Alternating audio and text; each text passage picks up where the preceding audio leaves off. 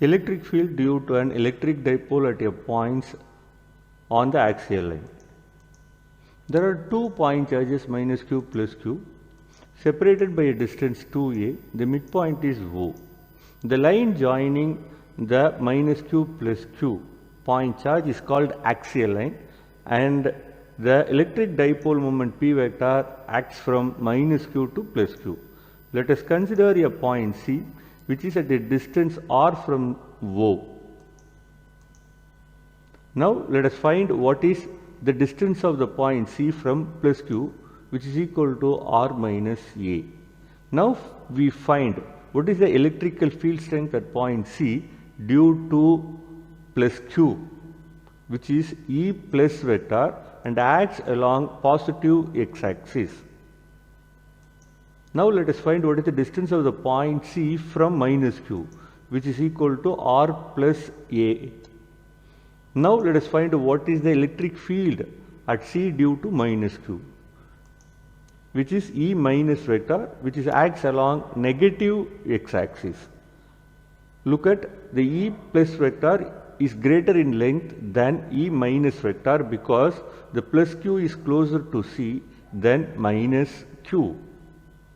So the resultant vector of these two vectors will be acting along the greater vector side, that is positive x-axis, which is equals E vector. This is called E axial.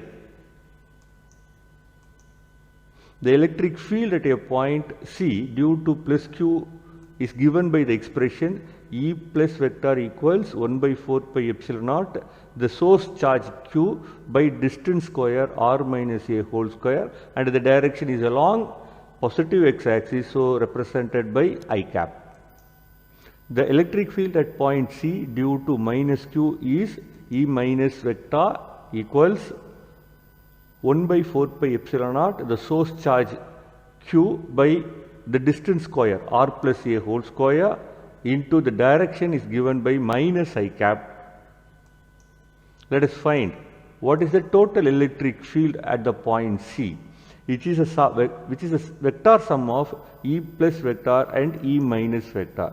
Let us substitute E plus vector as 1 by 4 pi epsilon naught q by r minus a whole square I cap. Then let us substitute E minus vector as minus 1 by 4 pi epsilon naught q by r plus a whole square I cap. So after simplifying, E axial vector equals q by 4 pi epsilon naught into 4 ra by r square minus a square whole square into I cap. The distance r is very much greater than a, so we can take r square minus a square whole square as r power 4 itself. So one r in the numerator and one of the r in the r4 in the denominator cancels. So we get E axial vector equals 1 by 4 pi epsilon naught 4aq by r cube into I cap. Now let us replace 2aq I cap as P vector, which is electric dipole moment vector, acts along minus q to plus q, that is along the positive x-axis.